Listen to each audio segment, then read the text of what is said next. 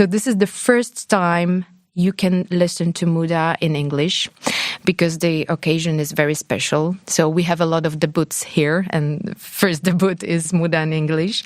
And this episode is dedicated to the special project you could listen few episodes before, made with Patagonia, Polska, nie wycinajmy tego, Polska Zielona Sieć and Change Pilots.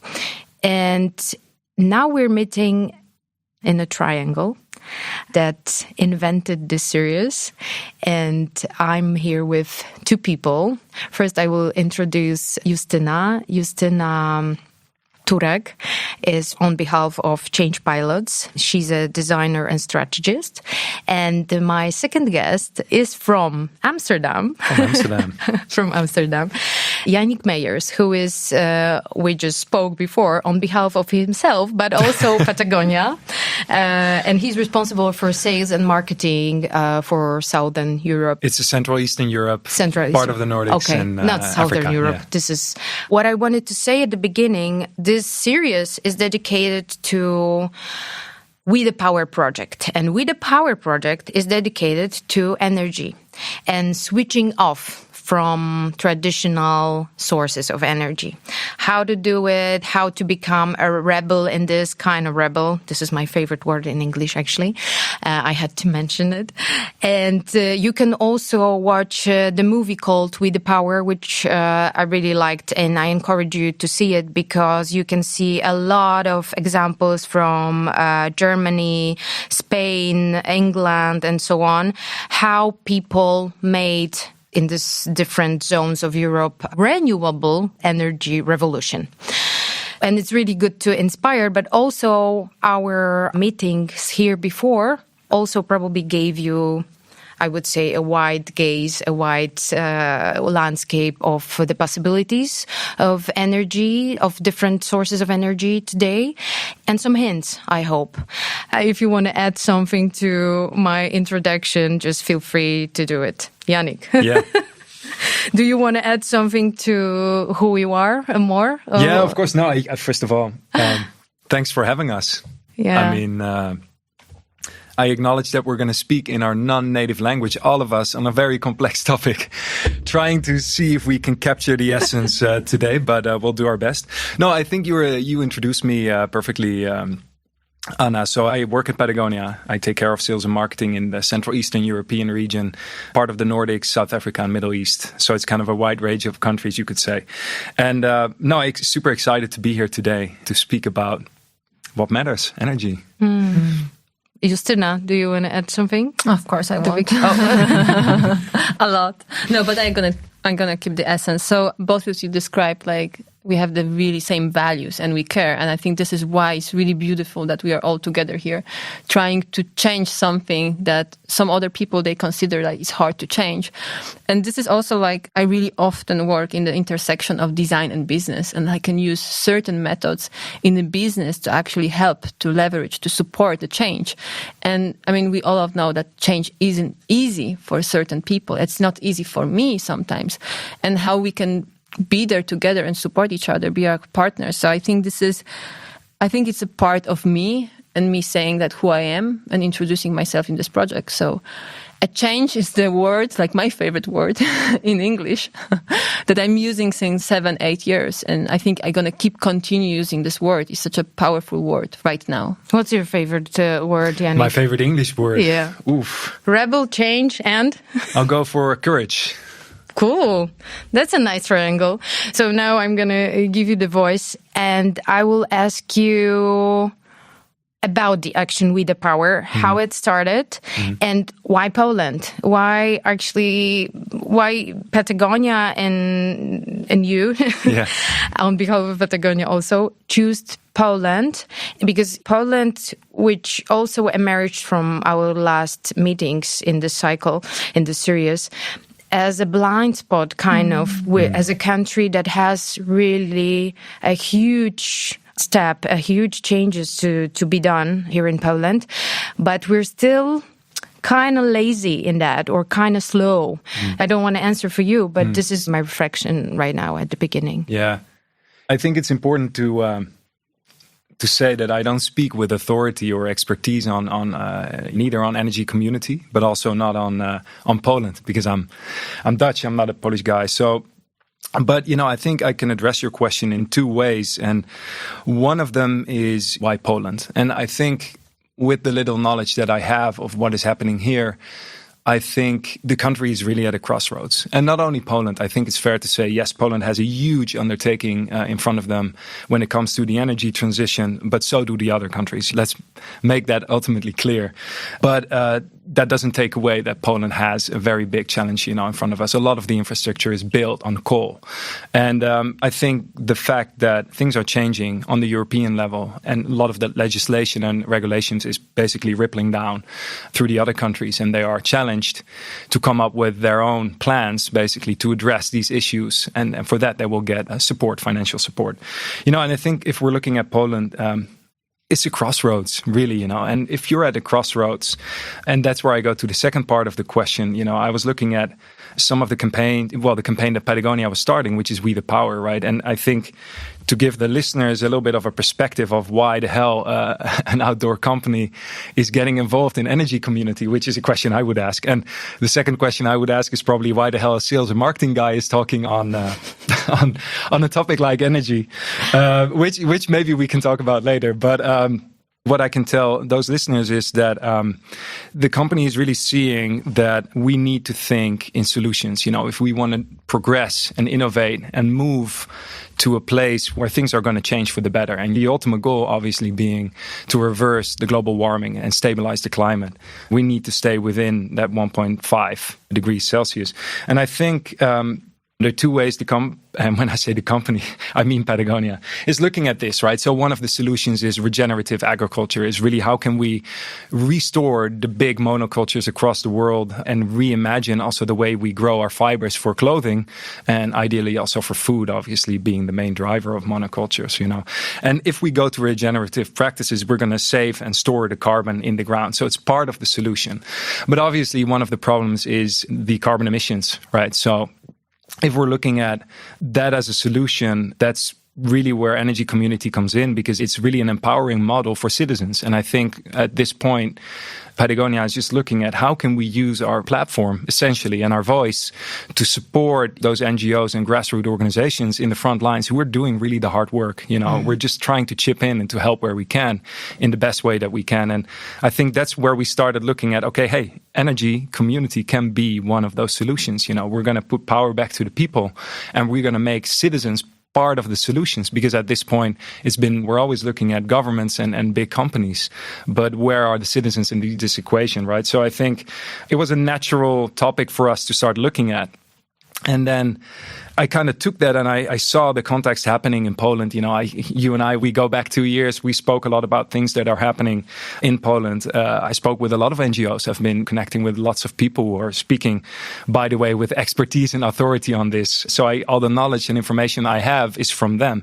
And that's where I started connecting the dots. I was like, we need to give life to this campaign in Poland. And the ownership is not with us. I just feel like we just want to chip in and support where we can. And I think, again, coming back to that platform, that is a way we can help. But the expertise, again, it's the people in actually in those NGOs, for example, the Polish Green Network, but there are many, many more. Those are the people making a difference. And for us, it's just looking at, hey, how can we help you? And that's, I guess that's a long answer to your question. That's a great answer. How can you help as a change pilot here, or you as Justyna? Oh, yeah. As Justyna. That's nice. I guess everyone is doing their part. Like, I feel myself, like, from personal perspective, I'm doing the best I can to create the world, the surroundings where I want to live, to shape the place where I live. And this is why I also choose Poland. I came back to Poland after like many years of traveling and actually trying to escape. So I came back and I care about, like people, my neighbors, family, friends, etc. And I think this is the argument that it cannot be, just blurred away, that if we're not going to make changes, if we're not going to take the active part, we're just going to be the observers. And the life just going to pass by. And then we're going to wake up having 17, 18 years old, just looking at the things like, wow, we didn't do nothing. And there's this saying that I really like also, change is the only constant. And I really deeply believe that this is the root of everything, the root of a community. Because if you are like opening up, like seeing like, okay, we are not fighting, because all of us, we want the same stuff. We want to live in a safe space. We want to have access to the water, clean water, energy. We want to feel safe. And if we think from this perspective, then all of us, we are partners. And this is why I really don't like when there is this moment when everyone is just like, oh, you should be doing something. Oh, you the company, you should be, no, you should be doing, like, you're doing bad, the government, etc., etc. It's like, just, can we just stop it? It's like just tiring already. It's like kids in the playground. Yeah, they're just fighting. This is also very crucial what you're saying, that if we would think together from the, I would say, through the lens of design thinking or something, what we want, what kind of world we want to see, we would probably get completely different answers than what we're doing actually right now. What activism means to you now and how it evolved through the years. This is going to be deep. Are you ready for that? I am. I'm totally ready. Everyone is ready. I don't know that, but yeah, they have to. I mean, if we publish. Yeah, I can go share some of my views. So, I think for activism, I think the common idea of what an activist is this person who is participating in protests or demonstrations, and committing 100% of their time to a certain cause. And I think essentially that is an activist, right? But I think the concept is wider than that.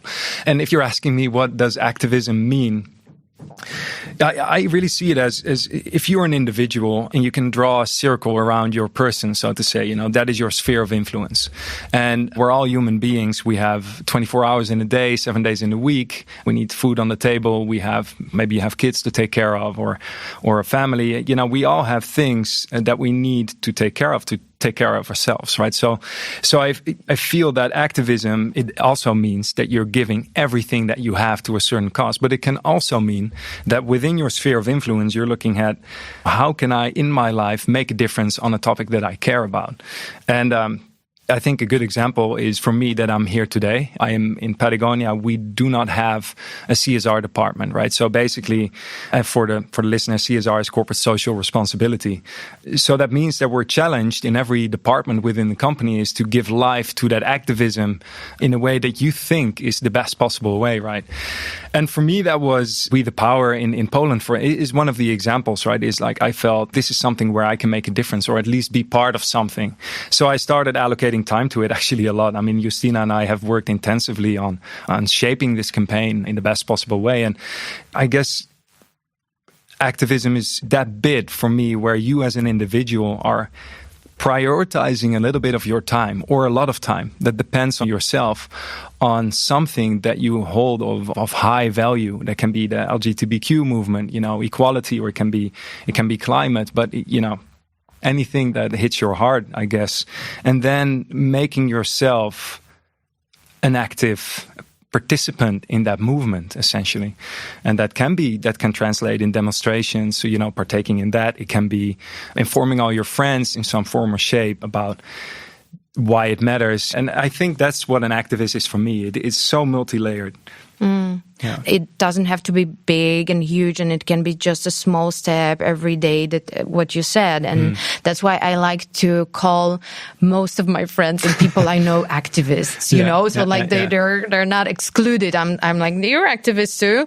And that it's not something you study or you go to the school of activism, you just became activist. Just suddenly, day by day, there will be a cause that finally will call you to be this activist. So that's my point of view. I have this feeling that in Poland, everyone is activist. We like fighting for so many things every day. And I think this being activist for me is a state of mind in a way that we live in such an interesting time right now. Everything is just like happening right now in front of us. So I think it's just like our decision, like what we're going to do. I mean, the world really needs an activism. And I believe that for me was like, I was really radical in the beginning. I was just fighting because that's the only way that I imagined that my voice would be listened to. And after many years of working with the different companies on the different projects with different people, I think I softened down, like in a way that there is a huge potential in empathy. There's huge potential in listening to the people, being with them, supporting them, because it's hard.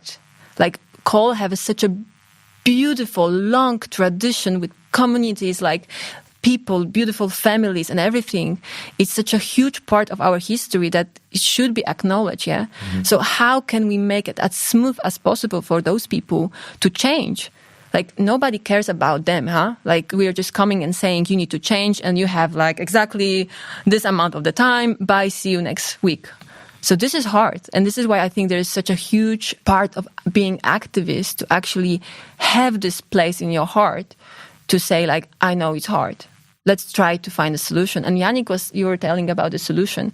I think that might be your favorite word also, the solution. Maybe. Solutions. There's this solution-based psychology, which is like, looking at the things from not the challenge perspective, but like how we can make it work. Mm-hmm. We're just looking at the solutions. And I think this is something that is going to happen more and more often, because we're not going to look back. We're not going to say and say, oh, this is really bad. We really need to look at the solutions. And I think this is why we need communities to support each other. When one person is down, having doubts, like, oh, this doesn't make sense. I have so many friends, like activists, they have the doubts, like, oh, I don't want to do this again. I'm burnt out. This is it. Nobody is listening to me. I'm moving to Bieszczady, for example. Yeah. Right? And this is where other people, they stepping in and saying, we are with you.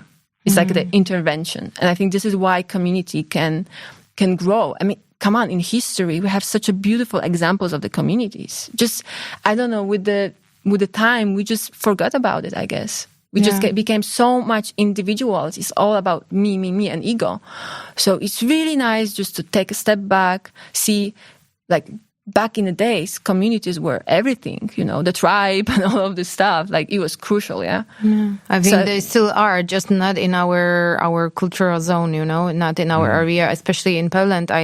Not me, but a lot of us can notice that we became such an individualist, you know. There was such a lot of pushing of coaching industry, I would say, and so on. All these books about like personal growth and so on. It's always personal. It's always about you are the center of your world, which has actually nothing to do with loving yourself. It's just you are the center, and everything should turn around you and your choose. And today, it's for me sounds like nothing, like blind words, like nothing stands behind it. But on the other hand, because you mentioned communities, which also is another topic that, especially with Nina Bong, who is actually a specialist for cooperatives and so on, she said very important thing that she wants to create a trend for making communities and for making co-ops, because she thinks this is the future of entrepreneurship, you know, like connecting communities and cooperations with business. This is something that it sticked in my mind.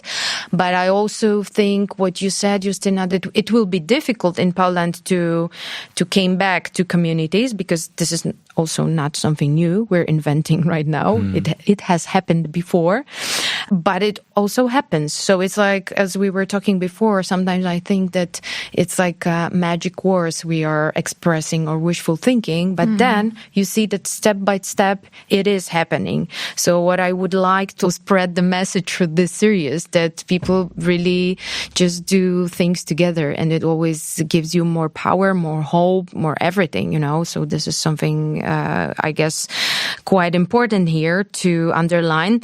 But now I would like to ask you, when we're here, about like doing together, about our single influence in front of big industry, and like, how do you see this issue today? Because this is also another challenge for me right now at the moment, when you're coming from your activism and you're, I don't know, 2 years involved into some action, signing petitions, limiting your plastic waste and going with bike, not flying, and so on and so on. And then you're thinking like, fuck, I'm so tired. And I think like one person has no influence. We need to connect, but maybe we should fight with big industries and just push our governments to change the legislation in European Union and so on and so on. What's your point of view in that matter? So one thing Justyna said in the beginning, change is a constant, right? I would add to that change is three-dimensional. So in the sense that we often perceive change as one point where it starts and then it goes somewhere, right? But the reality, it's way more holistic than that. So it means, in simple language, it means change is instigated in different points in time, right? So it means that, for me, that means that individuals and companies have all a different role, but an important role to play in the energy transition, for example. There is a component for me to it where you need to hold companies and governments in that sense through voting, for example, or through voting with your wallet, buying from certain companies and from certain companies you don't. Or not buying, yeah. So you can exert as an individual, or not buying, maybe even better, exactly. You can exert influence as an individual with your own behaviors. But I think that it is completely justified that we should kind of kick their asses a little bit. Hey, time is ticking. We need this change to happen fast, and it's not happening fast enough. But I think, where the nuance comes in a little bit is we should hold companies and governments accountable for the actual change that they're working on, the policies or the value propositions that they have. Is there an actual change happening, yes or no? And then, because of the urgency, speed is required. But I think a good analogy can be, for example, if the three of us will be on a racetrack, right? And there's a starting point and there's an end point. And the end point is we're going to save the world from climate change. And we're all going to sprint to that end point. We're not going to run in the same speed. Maybe Justyna is going to be faster. I'm going to make it faster than you guys. Sorry to say that. Yeah, you're going to be faster for sure. But I guess my point is, right, so we need to make sure that everyone is running, and we need to make sure that everyone is running fast. But simultaneously, there needs to be, I guess, some empathy and understanding that different stakeholders in this transition have a different pace. As an individual, you're in a position to translate your opinions or your thoughts or your ideology in direct behavior. For example, like I said, through how do you vote or how do you buy or not buy. But as a company, I think it's so multi-layered, it can be very bureaucratic. It's not as someone say, hey, we are going to change. We need to, as a company, become more responsible. Then it's not happening like that. A lot of things are going to happen. And what is, in my opinion, and maybe I'm going a little bit off course here, but what is needed for me is the speed is important because of the urgency, but I think the fundament on which we build the change is probably even more crucial. And I guess I can put that in these words. If a company doesn't make, let's say, the climate or social equality, if they don't make that part of their value proposition, but just some different business unit or something else, it's not going to work. Honestly, it's not going to work. You need to integrate the whole element. And it's a simple stakeholder model, right? So it's not only your shareholders you're taking care of, it's your communities because you're having a local impact. It's your consumers, it's your employees. So your businesses probably need to become also more three-dimensional. Not only change, but also just start acknowledging that they are part of this whole thing that is happening. And because they're a part, it means that they have a role to play in it. So, I guess just to sum it up, for me, if we're looking at how things are changing and the individual versus the company, I think the individual has the role to play to kick their asses a little bit, but it's maybe not progressing to always point fingers and saying, hey, you're doing it wrong. I think you can say that if they're actually doing it wrong, make sure you're informed, but also be mindful that maybe sometimes things change a little bit slower, as long as they are changing. Mm. Wow, I would like to make a pause here because you said something very important, that if you don't treat this change seriously, and I'm calling a business here and big companies. Can everyone listen to this? Yes, that if you're going to make a ghetto in your company for sustainability, CSR, and so on, and it's not going to be a lens or the glasses that you're going to see the whole organism of your company through this, it's not going to work. That's actually, I think, what you mentioned at the beginning, that Patagonia doesn't have its CSR department, it's just everything is about it. So it's not a department that you go to and like, oh, let's do something, something eco, la la la la. But it's just evolving all the whole engine. But do you want to add something, Justyna? Yeah, I get inspired. Thank you. Thank you, people, beautiful people. There's this saying that I think is really relevant here. Like, if you want to go far, you can go alone. But if you want to go further, then you're inviting others. Who cares? And I think this is why it's so important for individuals to see that they're not misfits, that they're not outcasts, that there are there are similar people than them. And this is beautiful when those people have a support. And I really have a really big part of my heart is going to the individuals, the pioneers, the people who are just like working their asses off to do changes. And I see that they're burnouts, but they're doing a great job, but they need the support. And we were all saying about this, like, to be a part of the solution, not being a part of the problem. And I think it's really beautiful to remember about everyone have a different pace, and the same the companies. Come on, they're like big houses with many people, like so many the hierarchy there is just like, we need to also, I call it, massage them. Some of the companies that I have worked with, they're coming after 2-3 years back to us and saying like, okay, we are ready now. I think we understand. And this is fine. And they're doing safe things because, like, of course, it's new for them. I mean, look at them, like the pandemic, they changed their life like in so many different layers. They need to reintegrate everything one more time, changing the systems. It takes time. It just really takes time. So I think we all should take a chill pill right now. Just be together and see like, okay, let's do this as a community, but not being, pointing the fingers, as you, Yannick, was saying. This is not the game that we are playing anymore. I think pointing fingers and blaming and shaming, it happens a lot also in the circles, in activist circles, I would say, in activist society. I mean, your worst enemy, might be not enemy, but your biggest critics are going to be from your tribe, probably. And I was the same. If I've noticed a year or 2 years ago that someone is not doing their job perfectly, his or her job perfectly, I mean, not going by the book with all the green rules, we have here. Yeah. I was like kind of pissed off, and I've noticed it, how it's growing inside of me. Like, what is this girl talking about? She's like, making mistakes and so on and so on. And this is, I think, it doesn't go anywhere, this way of thinking, like blaming and shaming each other. Yeah. And also it kind of takes our gaze from the main point, and the big industry, big oil, big pharma, big, I don't know, big whatever is big meat, that we are blaming and shaming each other and wasting time on it. And then meanwhile, they're doing business as usual, I would say. This is... Yeah, maybe, just to add something, I think what makes it super complex is there is a high urgency for change, right? We need to get our shit together, or the science speaks for itself. We don't have to go into that. So I feel there is an urgency, and we should feel empowered to hold each other accountable for our behavior, because if we don't, maybe business continues as usual. And honestly, that is a formula that's not going to work.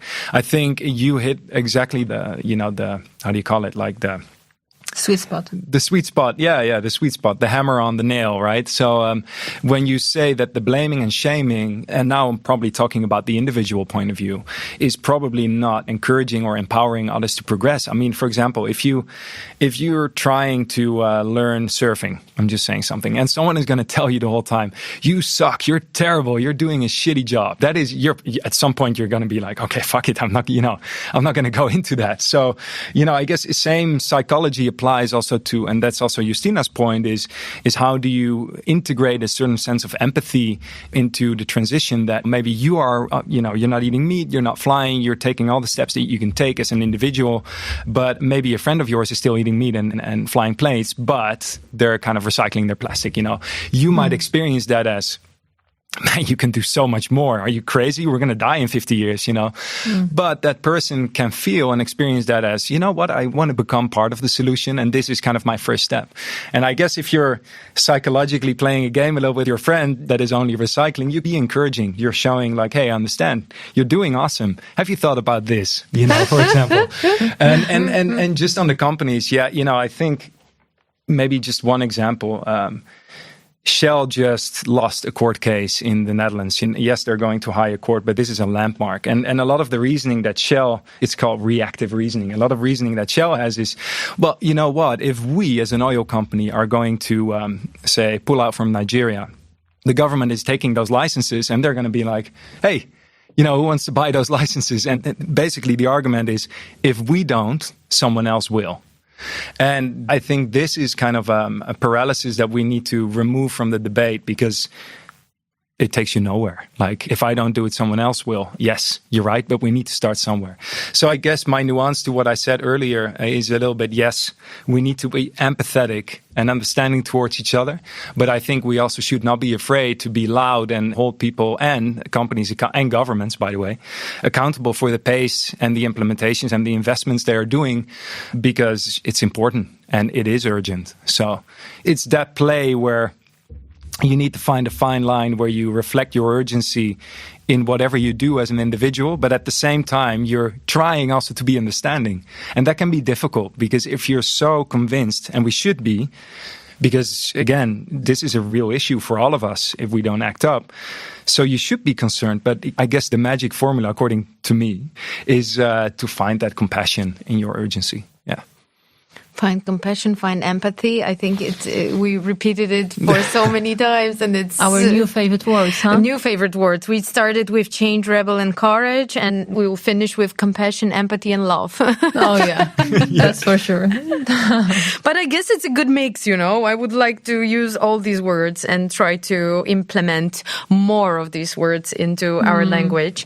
Okay, so to stick to that, what you said, Yannick, and like, let's just finish with blaming and shaming each other and start somewhere. What you said also very important to me is that, okay, if I stop, someone else will do it, you know? This is another thing that blame and shame would probably it's from the same field.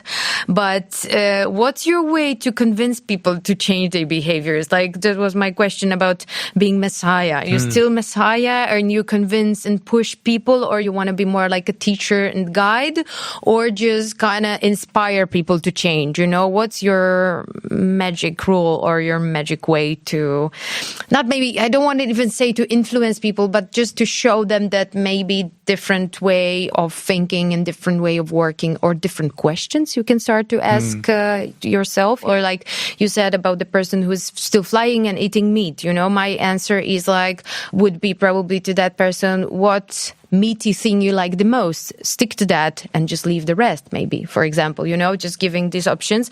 But in my way of thinking and convincing other people and guiding, inspiring, blah, blah, blah, what has changed to me a lot, completely, and maybe not completely, but a lot, 90 degrees, I would say, is that I don't push people. Like, I'm not, I would say, some of my friends would say probably a year or 2 years ago, I was even aggressive with my way of convincing and pushing people to change, and like really talking all the time and being Messiah all the time. Whenever I had opportunity, birthday party, in the park, with my mom, with my grandma, everyone. And this way I could see like not everyone is in the same spot, not everyone has different pace. And I understood I will always be 2, 3, 4 steps ahead, and this is okay. Because the rest is like a team or like a running team, you know, the rest still need time to run to that point, and then they're gonna be in another point. And it's like with the trends in fashion. So there are these trend setters and they're always in front, and then there are these early adopters and so on. I think with this, even though I don't think it's a trend, it's a direction we go to, but still it's kind of similar, you know, maybe. So there's one quote that also the other one from my book of quotes, that the gate of the change open inside. And I learned that from really hard lesson. I was having Messiah complex because of my food diet decision in life, lifestyle decision, other stuff that I remember like being this person that being angry, as you were saying, like why other people are not doing the same as me. I know the secret sauce of life. You should be following me. Like I'm the modern Jesus, you know, I know the best. And, you know, like immediately I saw like, oh, there is no people around me. Why? And there was a really important moment for me to see like, this is not the way of actually talking to the people who I am to actually tell them that they're doing wrong. Come on. I was doing wrong before. Like, how can I be so hypocrite? Judgmental, yeah. How I can be so hypocrite? So I believe that there is no way to push, no way to make decision of people because they have a different pace, as we were saying today a lot. They need to make their own changes. And we are there to support them, to give them like, look, I can give you an example. I can be a role model for you. I can give you support. But there is no pushing, no convincing. Like, I would be angry if somebody would come to me, to my house, telling like, look, you need to stop eating meat. You need to stop watching Netflix. Come on, Netflix is great. Like, like this kind of stuff. I would be like fighting back immediately. So I think this is like super important to not get stuck in this messiah. Like, and there's this word, evangelization, kind of. Maybe I said that wrong. That we should stop doing that at some point. Because then we are just alone and nobody else is watching us. Nobody else is like observing us. Just be there when they're gonna have questions. Be there for them. And this is the only way I see that the modern activists can make it work. No pushing, no aggression. But I'm saying that, but also in the end, I really supporting the people that they're angry on the street and shouting. Like, I'm in a luxury position that, I don't need to be angry in a way that I don't need to go on the street and fight. Maybe in a couple of weeks I will be, because we never know what's going to happen in Poland right now. But I'm in a luxurious position in the way that I don't know what they feel. Maybe if I would feel the same, then I would be screaming on the street. Then I would be fighting. Then I would be aggressive. So it's like I have this dualism inside me. Like, it's hard to choose. Like, Yeah, no, I think, and maybe that's a beautiful bridge also to the energy communities. I think you're up there as a messiah alone. To all the 10 Instagram fans I have, by the way. No, I feel that if you're having a platform, you should use it. But again, there is a sense of disconnection to a large part of the civilization of a certain country. If you're just sending instead of receiving only, you kind of dissociate yourself from what's happening out there. And I think the beauty of energy communities is, and you said it before, Anna, like the community element is nothing new. Maybe in the course of the last decades, we lost a little bit of that community spirit with individualism creeping in the urban environments, maybe more than in the villages where you know your neighbor, for example. But I think, and the whole body of things that we were speaking about for the last 15 minutes, maybe this is what energy community can mean, right? It's you're not alone in this. You can do it with others, with equal voice. It's a democratic principle, and you can help the world a little bit with that decision.